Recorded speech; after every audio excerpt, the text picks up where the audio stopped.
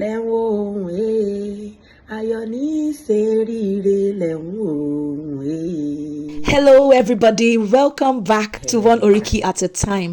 Today we are going to Rore town and I'm so excited about it. My very good aunt is here to sing our Oriki. Do enjoy the rest of the video.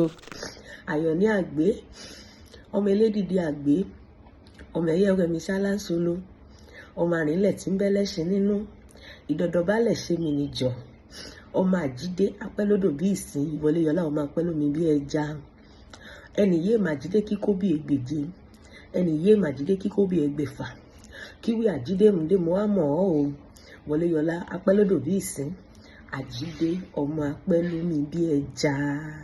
Ayọ̀ ní ṣeríire lẹ́wọ̀n